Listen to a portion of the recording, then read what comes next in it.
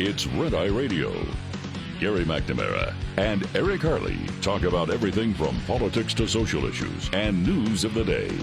Whether you're up late or you're just starting your day, welcome to the show. From the Uniden America Studios, this is Red Eye Radio. All across America, we are Red Eye Radio. He is Eric Harley, and I'm Gary McNamara. Good morning. Thank you for being here. Well, back at war in Gaza, the office of Israeli Prime Minister Benjamin Netanyahu said airstrikes came after Hamas, quote, rejected all offers it received from the Trump administration's special envoy to the Middle East, Stephen Witkoff, and other mediators, end of quote. Tonight we return to fighting in Gaza due to Hamas's refusal to release the hostages and threats to harm IDF soldiers and Israeli communities. If Hamas does not release all the hostages, the gates of hell will open in Gaza, and Hamas's murderers and rapists will meet the IDF with forces they have never known before. That was Netanyahu speaking, not Trump. Mm-hmm. It does sound like Trump, doesn't it? Yeah, right. When I read it, I got to make sure that I clarify who that is from. Interesting, and I forgot who it was who first said, wow, Trump's quiet on this. And nothing on Truth Social overnight on it. They did mention, Steve Witkoff saying, hey, the negotiations broke down with the Americans. And you do that because it shows that it's just not that's how you temper the opposition's reaction to your statement. The prime minister's statement is by saying, look, Witkoff, they broke the deal with him and they couldn't come to a resolution, so we're back at it, which implies that America is behind you, and we know that America is. Otherwise, Trump would have tweeted something out by now. Yeah, we would hear something. Yeah. I think Trump and maybe even the Pentagon, but we haven't seen anything. Trump meets with Putin. Well, he will chat with him in a telephone call later on today. Don't know if there's a deal. We really don't know a lot because we don't know what's been going on behind the scenes. Right. So we have no idea what's happening. It has seemed, though, in public statements that Putin isn't willing to budge at all. We don't know whether that's going to be the reality of what happens now. That's the problem with this. We don't know what's going on behind the scenes. We just don't. Well, and that's it. I mean, I'm guessing that they know Putin's ask, leading up to this call. But there's no doubt taking advantage of the call because you're basically, it's Trump, along with Ukraine, at the table, and you're asking Putin to show up to the table. So you could bet, even if they know the ask up until today, there's probably something new that Putin would add to it. Okay, I also want this, this, or this. And we have no idea what that would be. And we don't know what the president is going to tell him in terms of, I don't know, what further sanctions there might be, the mining deal, all of that, what he's going to lay out today, or if today's phone call is just the icebreaker. You and I mentioned yesterday how, and I could not find an update on the story yesterday. I searched but could not find it, that Ukraine had used a longer-range missile that went deep into Russian territory. Right. And the first thing you and I thought of was, didn't use it before. Right. And that was like the day or so after, maybe 2 days after. It was like, okay, Zelensky's all aboard, and we can't get Putin aboard. Right. And this is going to be on him. And all of a sudden, boom, that longer-range missile is used. And you and I, the question we're asking was, is this Trump's negotiating with Russia? Look, you want to up this, we will up it. Right. We'll ensure that Ukraine can make this war a hell of a lot. Because that's what you have against him. Yeah. What you have against Putin is not that you're going to put American troops to fight against Russians. Yeah. That's not going to happen. Right. But you can arm the daylights out of Ukraine to make this war a loser for Russia. Yeah. So you can either, and you look and you say, okay, well, all right, what would be that would be the stick. What's the carrot? I don't know what the carrot is. Right. I can't tell you what I know what the stick is, which is you do this or this war, you're going to lose power because of this war.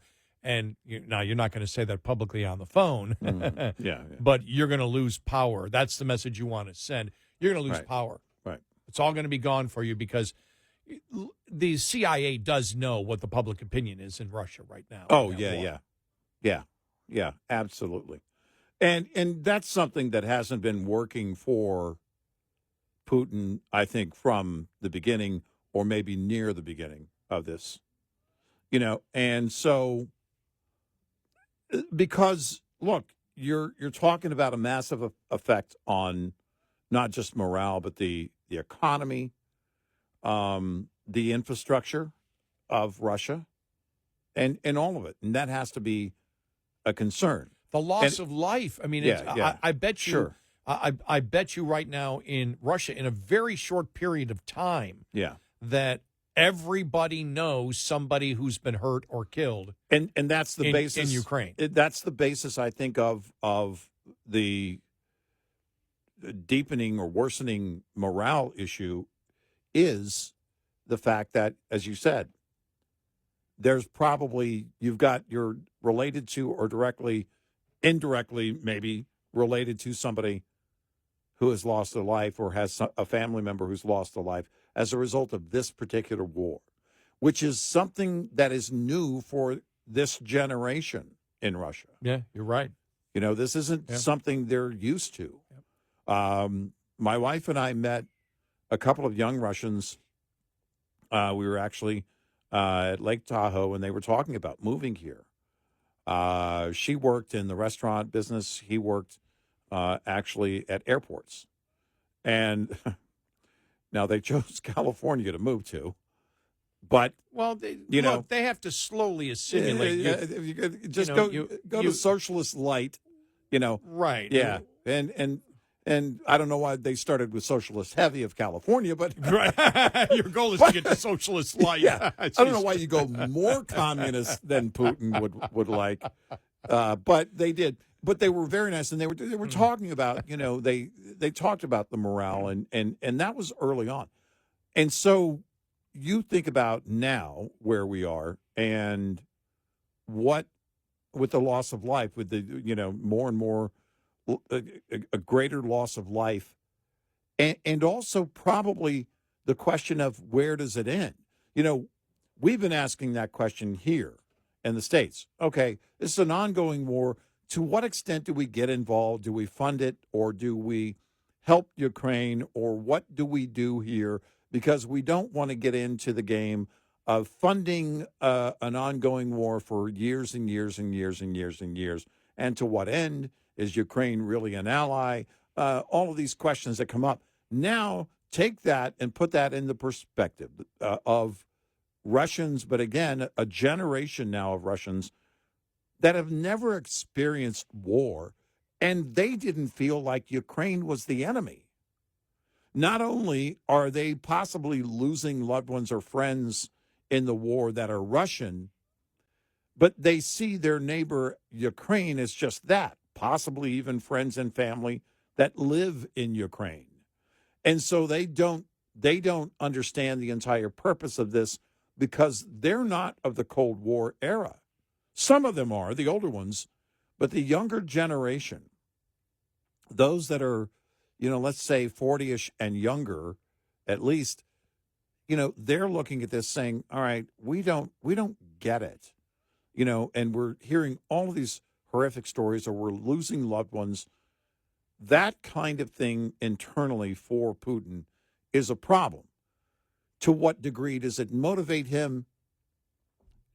That's a question to be answered by somebody else. I have maybe only by Putin. But the fact of the matter is, we can offer him things to reset, or you can offer Ukraine things to keep this thing going, and it's going to be less and less to Putin's advantage to keep this war going. One of the things that isn't talked about, because the way it's presented to many Americans is the fact that there's been no benefit to the United States at all with this war, because it's basically we're spent money.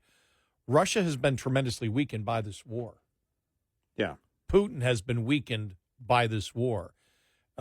Forget about whether you believe Ukraine is corrupt and Zelensky is corrupt and they should not be worth saving, as some people believe. It's not a majority of Americans, but some people do believe that. Mm-hmm. The fact of the matter is Russia has been weakened, and that's a positive for the United States. Now, what's in his mind? There's been a lot of speculation. Why is he friendly with Putin? Probably because he has nothing to fear from Zelensky, and Putin, of course, represents Russia, which is always more of a problem. But the fact is, I think that one of the things that Trump wants to do is he wants to move Russia away from China and closer to the United States. Yeah, right. I think he believes it's in the best interest of the United States to have a more friendly relationship and move Russia away from China. It's a great goal. I don't know if it can work. Right. Yeah. It's a great goal if it works, but anything in foreign relations, when you're dealing, whether you're dealing with the Xi or whether you're dealing with the Putin or whomever you're dealing with, it's all a crapshoot. Right. No, I mean, it is. But is it a goal that the United States, should it be an option, I'll put it that way, for a goal of the United States to have closer ties because of something like this, where Putin believes, he may be talking tough now, but if he can agree to a peace deal and both Zelensky and him can walk away, even if it's more pretend than reality, saying we got what we wanted and Putin survives, does that build a better relationship? And by the way, I would wish that Putin does not survive this, just so you know my opinion on it. Yeah. But if he does survive, is it worth closer ties with Russia to move them away from China? Right. That would be the question. Yeah. And again, with foreign policy like this, it's always a crapshoot. Yeah. So we'll see what happens. But the thing that the world and many in the United States are looking for is, he scolded Zelensky. Will he scold Putin? Well, you treat different people differently based on what threat they represent to you. Yeah. Exactly. Also. Yeah. Sure. So, as I've said, there are, with Trump, with foreign relations, he's not an isolationist. I think people read that dead wrong with him. I do believe he believes in peace through strength, which means we don't get into wars and make them go on and on and on and on and on and on and on. Right. That's peace through strength. Right. You fear us. Yeah. Yeah. And the other thing I think is incorrect, and I think it goes back more to the Democrats throwing out the crap about Russia collusion. He's a traitor. Mm-hmm. He wishes to be Putin's toady or whatever. By the way, I took that from Animal House. I took that from A Christmas Story. Mm-hmm. Because he doesn't want to be anybody's toady. Right. Right. Trump doesn't submit to anyone. No. And if he represents the United States, that's not Trump's personality. Trump's personality is not to be the leader of the United States and kowtow to Putin. Right. I just don't see it. Right. He may be using it as a negotiation tactic. Okay, throw out the carrot first and see what happens. Mm-hmm. It just isn't in Trump's personality. Yeah. It just isn't. Yeah. Yeah. To be submissive to anyone. Right. I just don't see it. Yeah, I don't know what Putin believes, if he believes he has the upper hand, but I don't believe Putin has the upper hand here. And, he may think so because he does have China's backing. But with Trump in office, all of this changes. You mean he is China's back, or he is China's backing? Backing. Oh, okay. Good. Yeah. Okay. Right. And so it's all of this changes with Trump in office, including everything with China, because there's no telling where all of it ends. Trump's unpredictable nature is a problem for Putin. It's going to be a problem for China when it comes to trade or however that's going to go. And that relationship right there, I think you're right. I mean, if you can separate China from Russia, that's going to work in favor of the U.S. Well, may not be able to separate them, but you move them closer to the United States. There's more and whatever those interests are. Yes, you build that common interest, but that effectively is not strengthening their bond against the U.S. Right. And that's your goal. 866-90 Red Eye. This morning's USDA Farm Report is brought to you by House Products.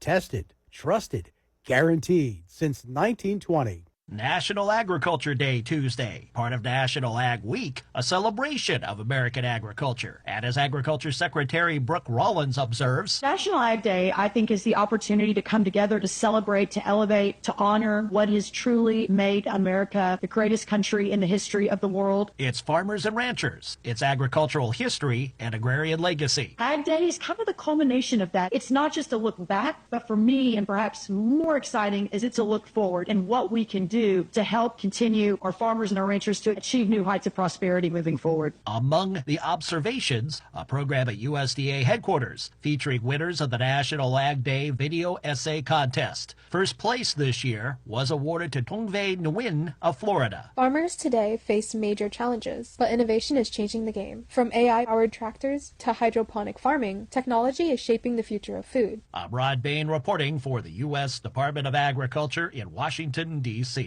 This report brought to you by Cenex Fuels and Lubes. We'll be right back with more Red Eye Radio with Eric Harley and Gary McNamara.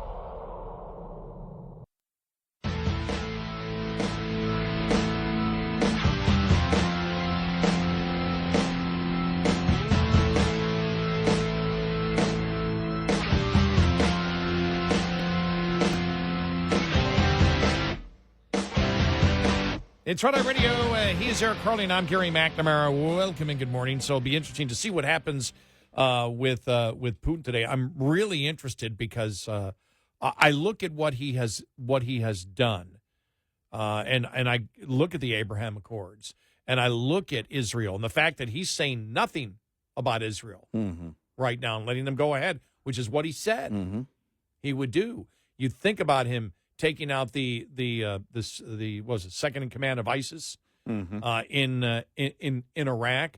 This is not. I think people are dead wrong when they say he's an isolationist. I know you agree with me. We've had this discussion before many times. He just views it differently. He views, I'm not going to go into a war and send American citizens into a war when I don't need to do that to solve the problem. And I think others, including isolationists, have kind of co-opted him because they agree on certain levels. I agree with you on that. Yes. And then everybody, just got on board of calling him an isolationist. But if you look at his first term and look where he is now, he's not. Yes, for all you neocons out there, Trump is excuse me, for all of you anti-neocons out there, Trump is a neocon, simply an efficient neocon. Right. Exactly. Precision neocon. I don't even know what that means anymore. Whatever. No, but he's the neocon thing, right? Yeah, but he's not an isolationist. No, he isn't. He's not. So it'll be interesting to see what happens today with that phone call and what the spin is that all three nations put on it. Yeah, right.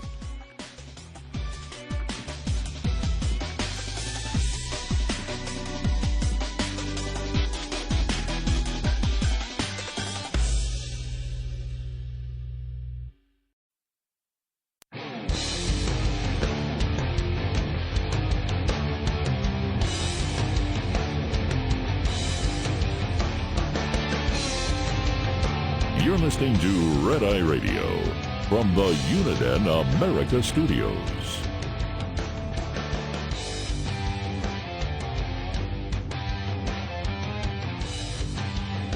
It's Friday Radio. He's Eric Harley, and I'm Gary McNamara. Now, this is something else that caught me yesterday, and I shook my head going, wow. Remember 8 years ago when I saw this? DHS, Kristi Noem says Trump administration will resume construction of 7 miles of southern border wall in Arizona. And to remember Trump's first term, remember the debate about $25 billion? Oh, yeah. Remember that Yes. debate, the insanity of it. Yeah. And now the Democrats are so involved in this circular firing squad that it's like, we're building the wall. Yeah. We're doing this. Right. We're doing it's just like they're arguing with each other on, as you said earlier, a continuing resolution. Yeah. It wasn't even the wall. No, it wasn't abortion. It Abortion. wasn't one of these major. It's a continuing resolution. Is what They're arguing. Their fallout is from doing more of the same. Think about that. That's what a continuing resolution really is. Right. Doing more of the same. Doing more of the same of the Biden administration. Right. If you look at the continuing And resolution that caused funded the fallout. right. How did that cause the fallout? How is it that Schumer wasn't on the phone with Jeffries going, look. We know what the play is going to be. The play is going to be the GOP gets it done in the House and then sends it over here. And we know that, you're going to have to take your stance, and we've got some key seats that really need to take their stance on the left. But we throw this right back at them because at the end of the day, it's a continuing resolution. And we make it clear, look, they're not willing to pull the trigger on Doge because they know how bad it is. The GOP is just all talk. They're not going to do anything. They're, in fact, continuing Biden's agenda through this continuing resolution, and we're on board with that. We didn't get, it's not our preference. It's not the bill we would write, but we're not in power. So we still get the continuation of Biden's agenda through this with help from our friends across the aisle, the GOP and President Trump, who really don't want to do anything about what they're talking about with Doge. It's all talk and no action. So we're going to do this here, and we'll see what happens down the road. You control the conversation, and you also bring up the frenzy again, sending it back to, all of them, Massey, Chip Roy in the House, and, the media is going to be on the hunt for all these. Well, what do you think about what Schumer said? Because you deflect the debate. This is only deflection. You have no Right. power to get anything done, and you're not going to sit. They weren't going to sit forever and let the government stay shut down. It was inevitable. Democrats would have to vote with the Republicans to keep the government open or reopen the government, depending on how long they went. Right? There was no way they were just going to go for months and months and months and months with a government shutdown.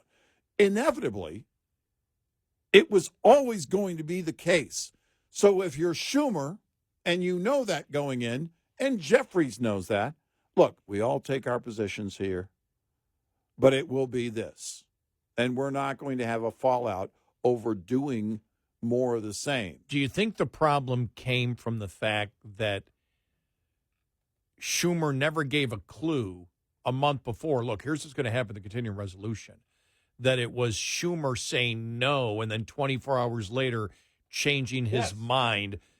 That it wasn't that he changed. It wasn't that what he changed to. It's that he was a no the day before and a definitive no, and then it seemed like he crumbled. Yep. Would have, well, we know that they would have got enough votes for cloture because they did. Right. But if he had approached it differently, if Schumer had approached it differently, do they view that as a failure of leadership? Because it seemed like you just said no, and then you panicked and realized you couldn't win, and then you crumbled for Trump, and that was just too demoralizing for the Democratic Party. Because it's fascinating to watch all of this and wonder where the hell are the Democrats going to go now? Well, because again, I don't consider this a win for the Democrats, and in doing what, if they had done what we suggest. But I don't know where they lost their ability to control the room. No, what I saw was it's a bridge. It's a patch. Yeah, it patches you to figure out where you're going to go from now on, and you don't get totally humiliated because you can make the case that, look, they didn't do any Doge cuts, and right. Look, Rand Paul wanted the foreign aid Doge cuts. Republicans voted against it. Massey's not for it. Right. They're saying you're not cutting it. Doge is the biggest thing out there, and we can say that they claim they have all these cuts and they're not doing it. Right. We can walk with our heads held high and figure out where we're going to go over the next 6 months. Exactly. We know we have problems. We got to figure it out. Let's put this patch here and move on. And they couldn't do it. They couldn't do it. But no, he laid the cheese down too soon. He said no. As I thought the best explanation that my friends all loved, Schumer first, saying no and then reversing. They said, and I said, Eric called it. He always puts the cheese on the hamburger before it's cooked. Exactly. Going back to that picture from last year. And they went, that's a perfect analogy. Well, that's what it. I know it was. Because how do you not know where it's going? You do. You're Schumer. You've been in the Senate for, what is it now, 180 years? Something like that. Close to it. Forever. Since Adams used that alien law to get criminals out. And why are you reading? That was Schumer's first term. And why are you reading glasses so small? What are you reading? Labels on cans? Well, no, they're Ben Franklin's. What is that? No, but it's how do you not see this coming ahead of time? Going, listen. We need the team to be the team. You call Jefferson, go, this is how it's all going to go out. We know this, but are we going to sit on it and keep the government shut down for months? No. Well, what got Schumer to change his mind in one day? Because that's the thing that killed Democrats. They were like, good, Schumer's a no, and then he reverses the day after. Well, Schumer wasn't leading up, telling him here's what the plan is. The plan was completely different than it changed in 24 hours. Right. Well, I don't know. I don't know if it was the GOP putting out the video of them talking about government shutdowns and everything else. Might have been. It could have been. But that could have been internal polling. It could have been, or a combination of both. Because who gets the hit, right? I mean, would it be Senate Democrats or Senate GOP? If they came back Senate Democrats, well, he's the head of the Senate Democrats, so he's going to have to eat that one. But look, you know where it's going. You've been here before, and now your team's not in control. But you also know that you're responsible. It's going to be on your shoulders. You get the blame for the shutdown, and you're not going to let it go forever. How long are you going to take a stand and keep the government shut down? It's only going to be a matter of days. So then you might as well get it done and also use the point, throwing it back over to the GOP. Hey, look, they didn't get any Doge cuts in this. They're not really fiscally responsible like they claim. They didn't. Only a couple of them wanted to. Their party's not about fiscal restraint. They are not the party they claim to be. Trump's not the president he claims to be. None of his buddies' stuff from Doge got in this bill. In fact, we're continuing the agenda of the Biden administration, and we're okay with that. Is it what we would have written? No. But we're okay with this happening for now because it keeps the Biden agenda, which we believe is especially important, alive for several more months here, and we believe that's going to benefit Americans. The GOP doesn't believe in anything that they preach. Blah blah blah. Yada yada yada. And you're deflecting. That's all you're doing. Right. How do you lose that ability? Well, because I'll tell you, rage, but also the mob mentality. Remember what was the chant that he was doing that Jon Stewart got on to him for? We will fight. We will fight. And he's got the glasses at the end of his nose and the whole thing. And Stewart just shredded him on it. That's a great point, though, because that was imagery the Democrats had, and it fell apart. It fell apart, and I think it's why he said no at first. The mob was like, you tell him, no, it's not going to happen. You're radical. How many genders are there, Chuck? You're going to have to, you've got to keep him in line. Many. Exactly. Many. And new ones every day. I mean, it's who am I to say? Whatever answer works in the storm. And those are the things, and then that's what it looks like to me. And then he realizes, oh my gosh, no, we didn't play this at all. And look, they're owning us on this, and the polls show. And we're not going to sit here and keep the government closed forever. So why close it for a minute? Why? What are we doing? When we can claim victory. Yeah. And why are we saying no? And the mob had him, and he got out of line. I think that's at the basis of the anger, because the mob had him cornered. Chuck, you do the walk. You got to walk the walk. You do our walk. You get in line, and you say no. And then he turned around. I think that's the anger. Because on the inside, the radicals thought they had him all tied up. And they didn't, because he looked at it for what it was. We're not going to shut the government down forever. To what end? The GOP's not going to change anything. They're going to put this on us, and we can't change that. Look, they had their battle already over in the House. That's over. They're putting it in our corner, and we can't float it back. It's not going to happen. So what you actually did was you gave, because they were like, the whole point was, well, if it closes down, Trump gets the win. Right. Well, Trump got the win by you collapsing. And he really got the win because Schumer crumbled. And Schumer said no. And then 24 hours later, yes. He said yes. Yes. And that just, yep.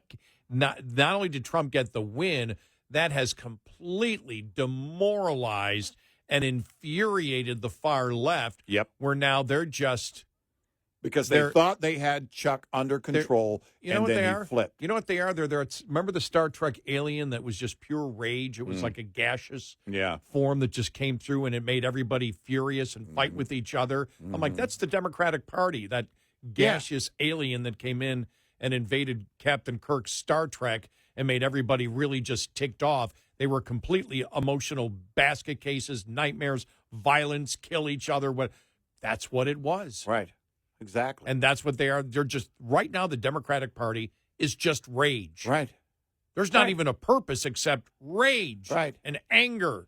Right. And fury. Even Spock is choking somebody. He doesn't have emotion. Spock is angry. Spock is angry. That's how bad it is. Actually, though, Spock is John Kerry. So that's true. He's a robot. No. I'm sorry. I'm sorry. Mitt Romney, I was going to say. Yeah, John Actually, Kerry. John Kerry's a robot. John Kerry too. is a robot. Yeah, well, John Kerry's more of a Muppet, but kind of robot.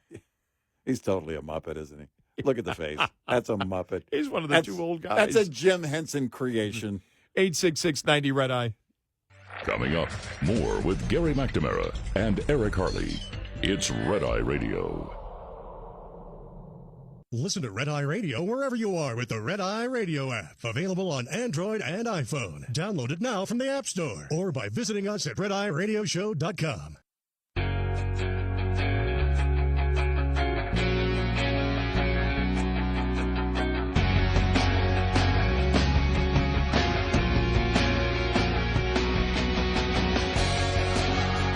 It's Red Eye Radio. He's Eric Harley, and I'm Gary McNamara. I just love a couple of headlines from the Drudge Report. Schumer postpones book tour amid backlash on no shutdown.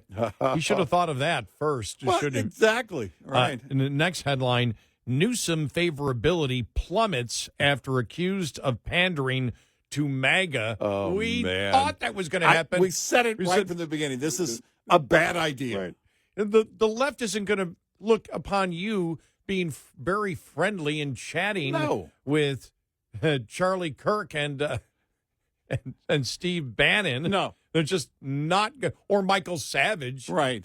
Right. Michael Savage looked healthy. It's good to see him. Oh, good, And good. His crew used to be right next door to us Right, when he was right. here. Yeah. But my favorite is the new Dem leader. And there's AOC with, very contemplating look with her hand like this, her head like resting on her hands. Her head is tilted like almost, I don't know, like she's the valedictorian. I guess. Yeah. Of her high school. Right. Like she's got the sash and a dozen roses and the whole thing, the crown.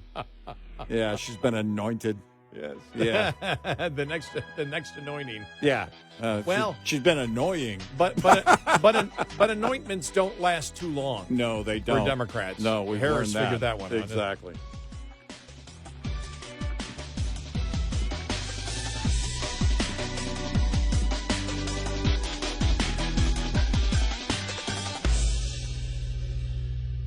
This is Red Eye Radio on Westwood One.